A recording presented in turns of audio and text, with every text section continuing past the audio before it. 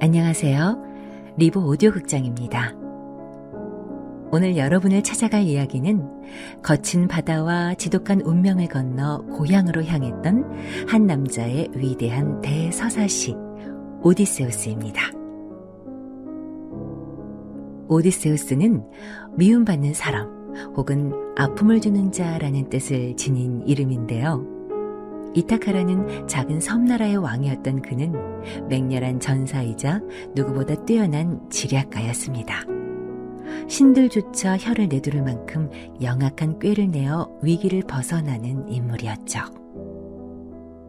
하지만 그 지혜가 너무 뛰어났던 탓이었을까요?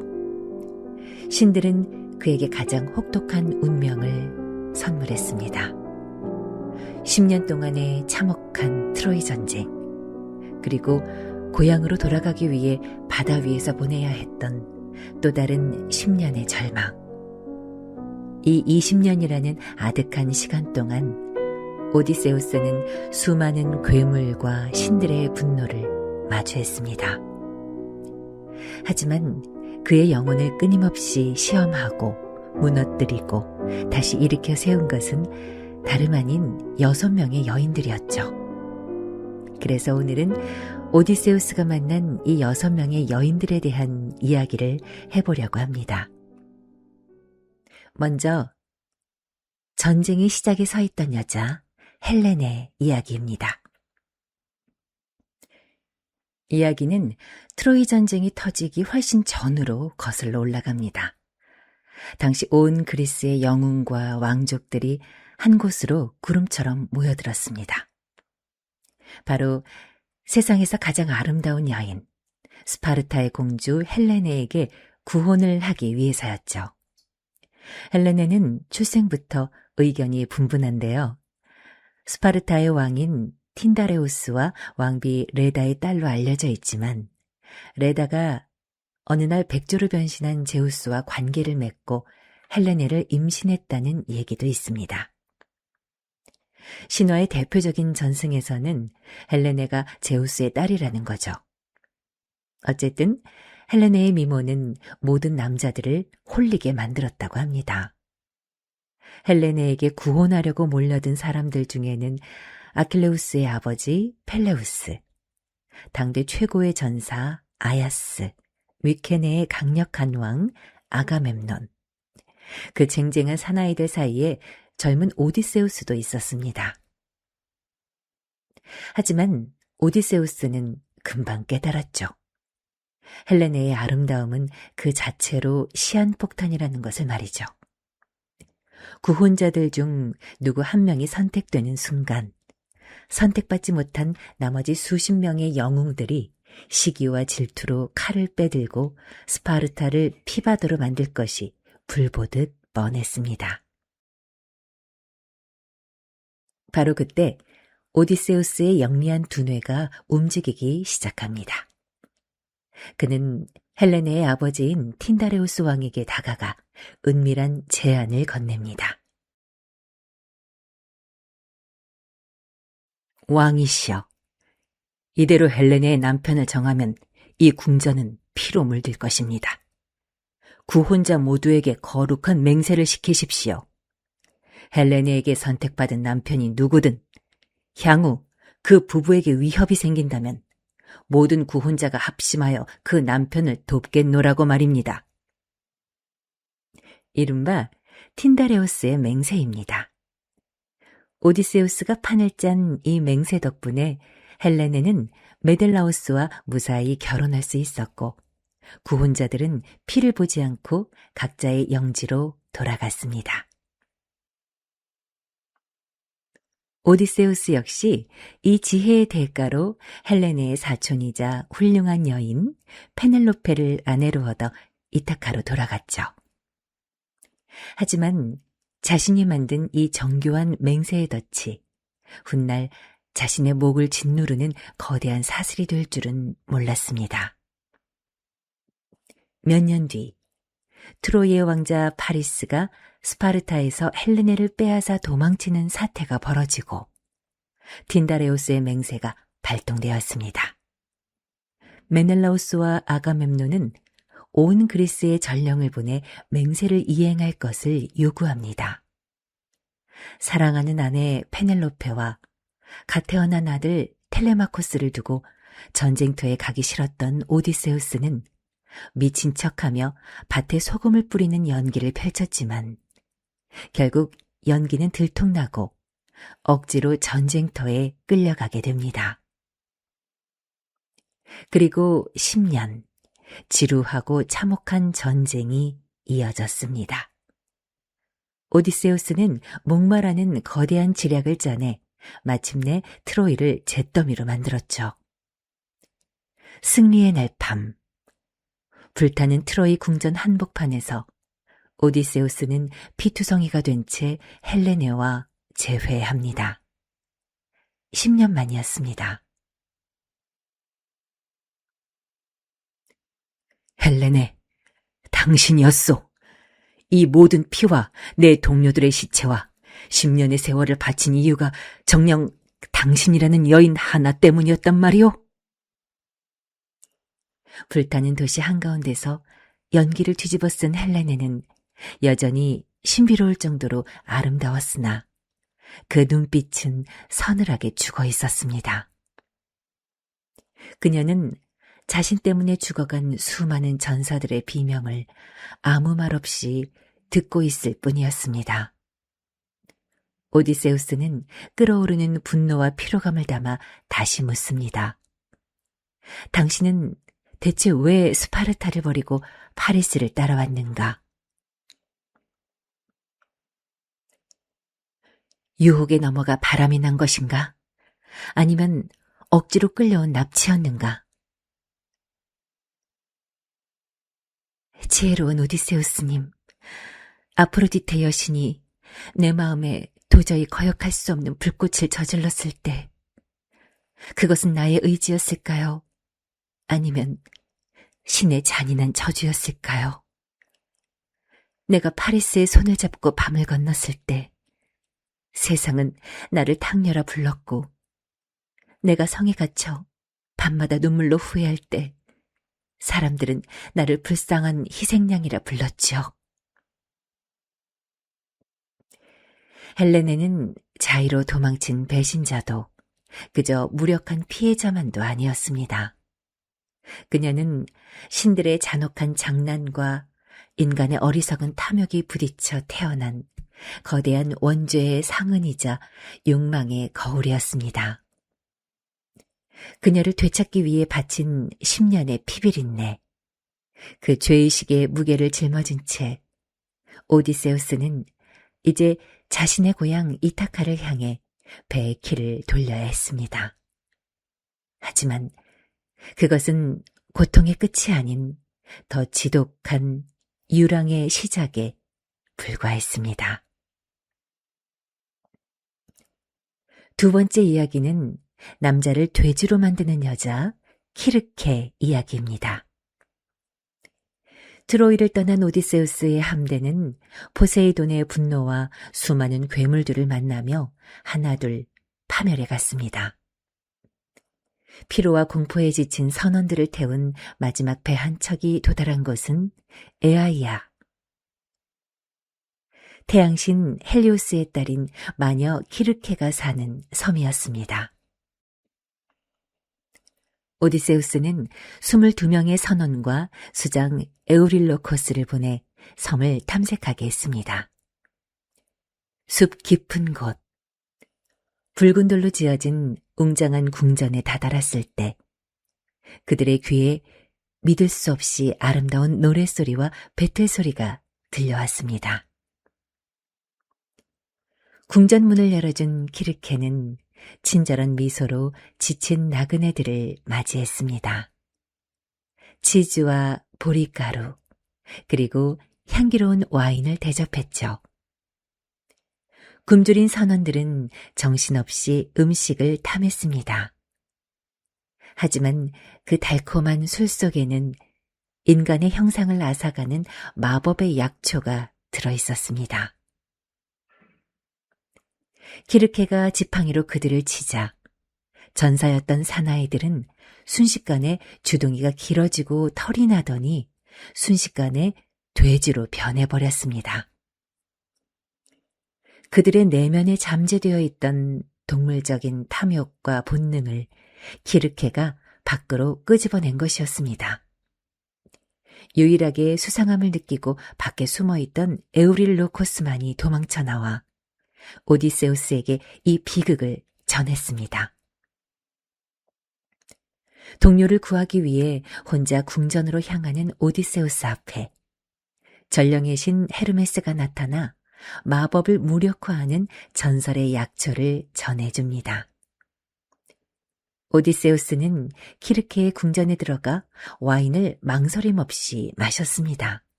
그러나 돼지로 변하지 않는 오디세우스를 보고 당황해하는 키르케 앞에 그는 당당히 외쳤습니다.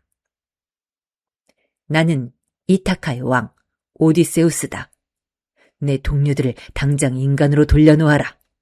그렇지 않으면 내 마법이 끊어지기 전에 네 목이 먼저 떨어질 것이다. 자신의 마법을 이겨낸 최초의 인간 앞에서 키르케는 무릎을 꿇고 선원들을 다시 인간으로 돌려놓습니다.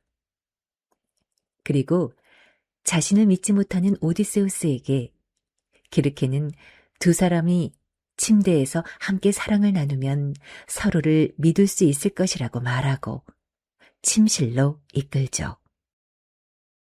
오디세우스와 키르케는 1년 동안 함께 살며 서로 깊은 사랑과 애정을 나누는 연인관계로 발전합니다. 그리고 그동안 키르케는 오디세우스 일행에게 따뜻한 안식처와 식량을 제공했죠. 트로이 전쟁 10년 동안 피비린내 나는 전투만 치렀던 오디세우스에게 키르케의 에아이아 섬은 천국과도 같았습니다. 호화로운 궁전, 풍족한 산의 진미, 그리고 여신의 사랑 속에서 1년이라는 시간을 까맣게 잊고 지냈습니다. 후대 신화 전승에 따르면 두 사람 사이에서 텔레고노스라는 아들이 태어났다고 합니다. 그러나 1년이 지나 동료들이 이제 제발 고향으로 돌아갑시다 라고 울부짖자 그제서야 오디세우스는 정신을 차리고 떠날 준비를 합니다. 키르케는 서운해하거나 화를 내지 않고 오히려 그가 무사히 고향으로 갈 수 있도록 도와줍니다. 저승으로 가서 예언자 트레시아스를 만나는 비책을 알려주고 치명적인 바다 괴물 세이렌과 6개의 긴 목에 머리가 달린 스킬라, 소용돌이 괴물인 카리브디스를 피하는 법까지 상세히 가르쳐주죠. 이는 단순한 욕망이 아니라 상대를 진심으로 위해주는 깊은 사랑이었음을 보여줍니다. 세 번째 이야기는 떠나보내지 못하는 여자 칼립소 이야기입니다. 저승을 다녀와 예언을 들은 오디세우스는 세이렌의 유혹과 바다의 두 괴물을 거치며 비극적인 상황을 겪습니다. 그리고 결국 오디세우스의 마지막 배마저 제우스의 벼락에 산산조각이 나죠. 모든 동료들을 잃고 나무 토막 하나의 의지에 구의를 표류한 그가 도달한 곳은 세상의 끝에 있는 오기기아 섬이었습니다. 그곳에는 따은 머리가 아름다운 요정 칼립소가 살고 있었습니다. 칼립소는 원래 올림포스 신들과의 전쟁에서 패배한 티탄 신족 아틀라스의 딸이었습니다. 그 벌로 그녀는 세상의 끝이라 불리는 고립된 섬 오기기아에 홀로 갇혀 살아야 했죠. 수백 수천 년 동안 외로움과 적막 속에서 살아가던 그녀의 섬에 어느 날 파도에 쓸려온 죽기 직전의 남자가 나타난 것입니다. 칼립소에게 오디세우스는 단지 미남 영웅이 아니라 자신의 지독한 고독을 깨부수고 들어온 유일한 존재이자 생기 그 자체였습니다. 게다가 오디세우스는 단순히 힘만 세고 무뚝뚝한 전사가 아니었습니다. 동료를 모두 잃고 홀로 남아 죽음 직전까지 가고도 삶을 포기하지 않는 강인함, 감미롭고 영리한 말솜씨와 품격 있는 태도. 갈립소는 이 모든 것을 갖춘 오디세우스에게 완전히 마음을 빼앗겼고 그를 돌보며 사랑에 빠지게 됩니다. 그녀는 표류로 죽어가는 그를 치료하고 맛있는 과일과 불사의 음료를 주었습니다. 그리고 무려 7년이라는 세월 동안 그를 섬에 묶어두었죠. 갈립소가 제공한 삶은 인간이 꿈꿀 수 있는 최고의 낙원이었습니다. 노화도, 질병도, 전쟁도, 신들의 분노도 닿지 않는 완벽한 안전지대. 모든 동료를 잃고 난파되어 지칠 대로 지친 오디세우스에게 칼립소의 동굴과 그녀의 사랑은 큰 위로였을 것입니다. 신화에 따르면 초기 얼마간은 둘도 연인으로 친밀하게 지냈다고 해요. 그러나 해가 바뀔수록 오디세우스는 깨달았습니다. 칼립소가 주는 삶은 따뜻하지만 그곳에는 자신의 정체성이 없었습니다. 이타카의 왕이자 페넬로페의 남편이며 텔레마코스의 아버지인 자신의 자리를 찾고 싶었습니다. 그런 오디세우스에게 그녀는 속삭였어요. 내 곁에 머물러요, 오디세우스. 인간의 삶은 짧고 비참한 불꽃일 뿐이에요. 나와 함께 이 섬에 남는다면 당신에게 영원히 늙지 않는 신의 영생을 주겠어요. 하지만 오디세우스는 영생이라는 달콤한 무덤을 거부합니다. 신이 되는 대신 늙고 병들어 언젠가 죽을 운명인 인간으로 남기를 선택하죠. 밤이면 어쩔 수 없이 그녀의 동굴에서 함께 잠들었지만 낮이 되면 바닷가 바위에 앉아 고향 쪽 수평선을 바라보며 눈물을 흘렸습니다. 이 모습에 마침내 올림포스의 여신 아테나가 움직였고 제우스는 헤르메스를 보내 칼립소에게 오디세우스를 놓아주라 명령합니다. 칼립소는 결국 찢어지는 마음으로 그를 놓아주기로 합니다. 섬에서 가장 곧고 잘 건조되어 배를 만들기에 적합한 나무들이 자라는 숲으로 안내해주고 배에 돛으로 쓸 튼튼한 천까지 가져다 주었어요. 오디세우스는 나흘 동안 정성껏 나무를 베고 연결하여 거대한 뗏목을 만들었습니다. 닷새째 되는 날, 뗏목이 완성되자 칼립소는 오디세우스를 깨끗이 씻기고 향기로운 옷을 입혀주었습니다. 뗏목에 포도주와 물, 풍족한 식량을 실어주고 그가 무사히 항해할 수 있도록 따뜻하고 부드러운 순풍을 불어주었어요. 오디세우스가 돛을 올려 바람을 타고 섬에서 멀어져 갈 때 갈립소는 해변에 홀로 서서 그가 수평선 너머로 사라질 때까지 바라보며 마지막 이별을 고했습니다. 네 번째 이야기는 오디세우스를 발견한 소녀 나우시카 이야기입니다. 칼립소의 섬을 떠났지만 포세이돈의 마지막 폭풍 후에 뗏목마저 부서진 오디세우스는 죽기 직전의 상태로 파이아케스 해안가 나뭇잎 더미 속에 정신을 잃고 쓰러졌습니다.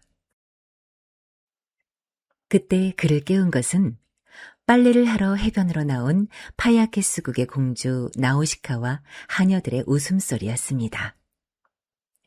나우시카는 오디세우스의 길고 긴 귀향길에서 만난 여인들 중 가장 순수하고 눈부신 구원의 존재로 그려집니다. 나우시카는 축복받은 섬 파이아케스국의 어리고 아름다운 공주입니다. 며칠 동안 바다를 표류하다 나뭇잎 더미 속에서 기어나온 오디세우스의 몰골은 그야말로 괴물이나 다름없었어요. 몸은 소금기 올린 바닷물과 소금 찌꺼기로 범벅이 되어 있었고 나뭇가지 하나로 겨우 주요 부위만 가린 상태였죠. 하녀들은 비명을 지르며 도망쳤지만 나우시카 공주만큼은 지혜의 여신 아테나가 준 담대함으로 그 자리에 당당히 서서 이 불쌍한 이방인을 맞아주었습니다. 공주님이시여, 당신은 여신입니까? 아니면 인간입니까? 당신의 발치에 무릎을 꿇고 구원을 청하나이다. 부디 옷 한 조각과 도시로 가는 길을 알려주소서. 오디세우스는 혹시라도 순결한 공주가 놀라거나 소문이 날까봐 일정한 거리를 두고 가장 정중하고 문명화된 언어로 도움을 청했습니다. 나우시카는 그의 엄품과 눈빛 속에서 그가 범상치 않은 영웅임을 한눈에 알아보았습니다.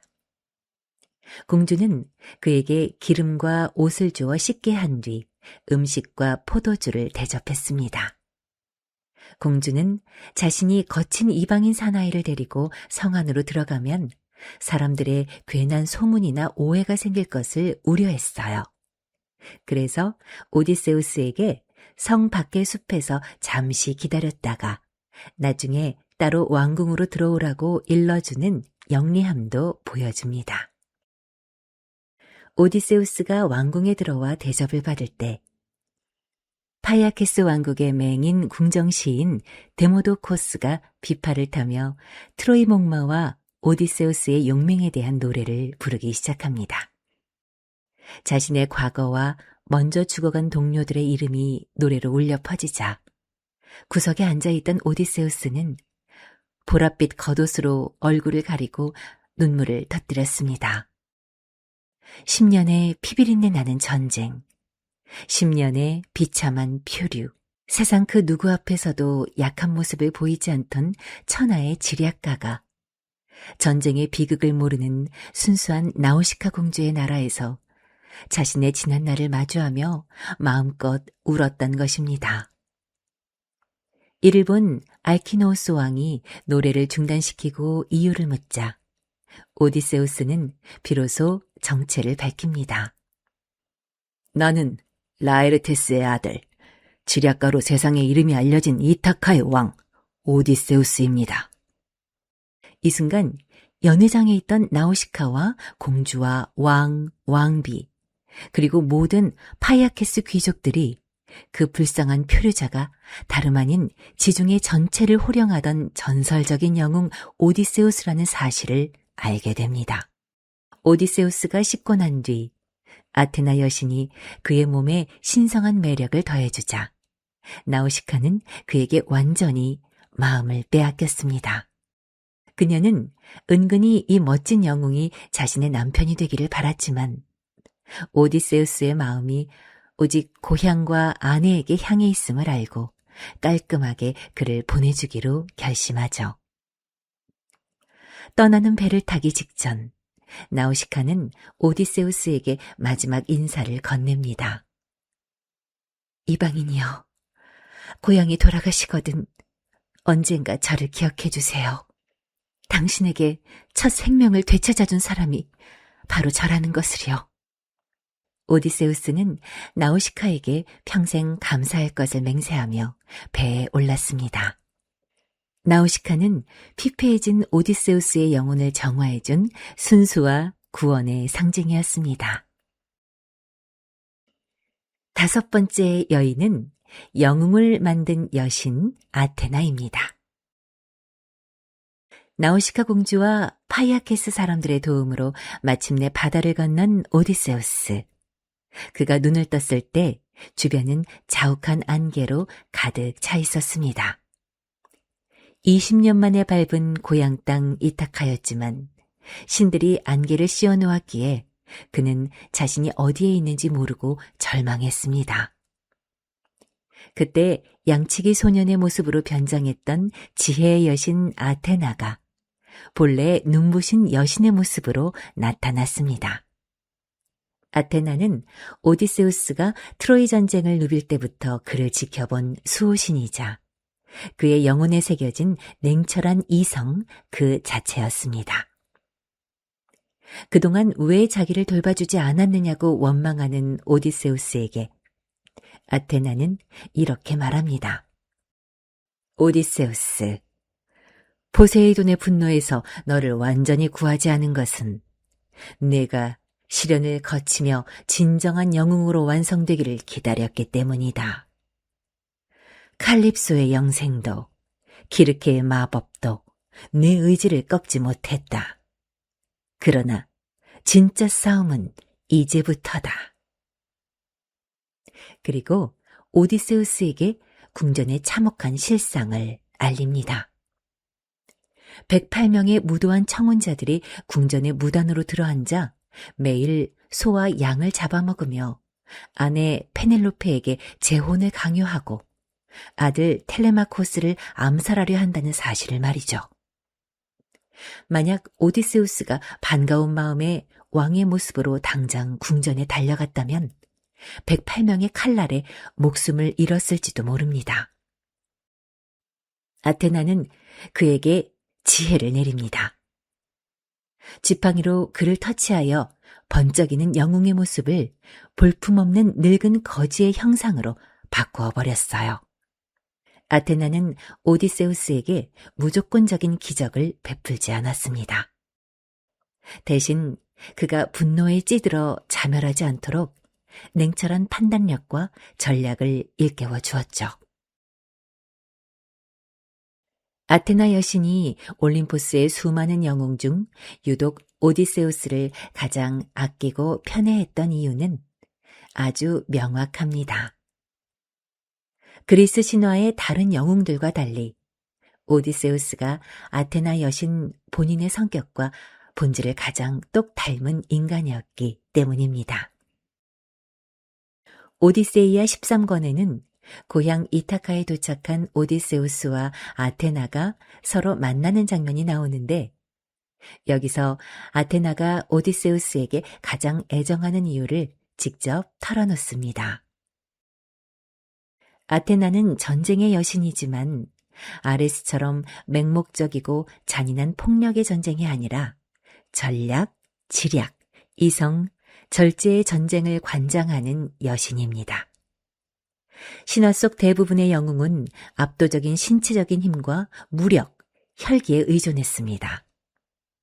반면 오디세우스는 아무리 위급한 상황에서도 먼저 머리를 쓰고 계산을 했죠. 트로이 목마라는 전대미문의 지략을 짜내 10년 묵은 전쟁을 끝낸 것도 오디세우스였고 이런 그의 영리함을 아테나는 사랑했습니다. 또한 아테나는 무능하거나 스스로 아무것도 하지 않고 신에게 기도만 하는 인간은 돕지 않았어요. 오디세우스는 아무리 절망적인 상황에서도 포기하지 않고 뗏목을 만들고 헤엄을 치고 살아남으려 발버둥을 쳤습니다. 아테나는 스스로 돕는 자를 돕는다는 원칙 아래 끝까지 삶을 포기하지 않는 그의 강인한 의지에 감복하여 조력자가 되어주었습니다. 아테나는 오디세우스의 여정 전체를 관통하는 지혜와 신성한 각성이었던 것입니다. 마지막 6번째 여인은 20년의 세월 동안 오직 한 사람만을 기다린 여인, 이타카의 왕비 페넬로페입니다. 오디세이와 페넬로페의 만남은 앞서 다뤘던 헬레네의 구혼식과 깊은 연관이 있습니다. 당대 최고 미녀인 헬레네를 얻기 위해 온 그리스의 왕과 영웅들이 스파르타에 모여들었을 때 오디세우스도 그 자리에 있었습니다. 하지만 영리한 오디세우스는 수많은 경쟁자들 사이에서 혈전을 벌이는 대신 헬레네 옆에 조용히 서 있던 사촌 동생 페넬로페를 유심히 관찰했습니다. 페넬로페는 화려하고 치명적인 헬레네와 달리 지혜롭고 기품 있으며 신중한 여인이었습니다. 오디세우스는 화려한 불꽃 같은 헬레네보다 내면이 단단한 페넬로페에게 마음을 빼앗겼어요. 오디세우스는 헬레네의 아버지인 틴다레우스 왕에게 구혼자들의 분란을 막을 맹세를 제안하는 대가로 페넬로페와의 결혼을 승낙받게 됩니다. 결혼 후 두 사람은 오디세우스의 고향인 이타카 섬으로 왔습니다. 오디세우스는 신혼집을 직접 지으며 궁전 마당 한가운데 살아있는 거대한 올리브 나무줄기를 다듬어 침대의 기둥으로 삼았습니다.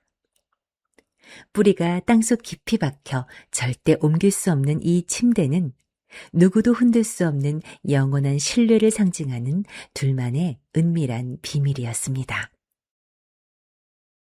사랑스러운 아들 텔레마코스가 갓 태어났을 무렵 헬레는 납치 사건으로 트로이 전쟁이 터집니다. 맹세 때문에 어쩔 수 없이 전쟁터로 끌려가게 된 오디세우스는 아들과 아내를 두고 눈물로 이타카를 떠나야 했죠. 사실 페넬로페와 살았던 기간은 오디세우스가 칼립소와 지냈던 7년보다 훨씬 짧았을지도 모릅니다. 그러나 이 둘은 20년 동안 서로를 잊지 못하고 그리워했습니다.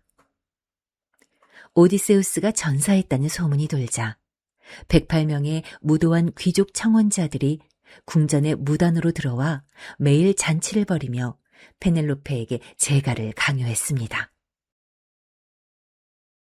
그녀는 시아버지의 수의를 다 짜면 청혼을 받아들이겠다고 속인 뒤 낮에는 배를 짜고 밤에는 촛불 아래에서 짜놓은 배를 다시 뜯어내기를 수년 동안 반복했습니다.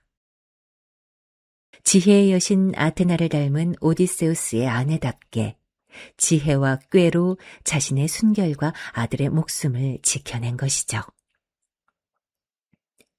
20년 만에 거지 형상으로 돌아온 오디세우스를 마주했을 때 페넬로페는 함부로 그를 끌어안지 못했습니다.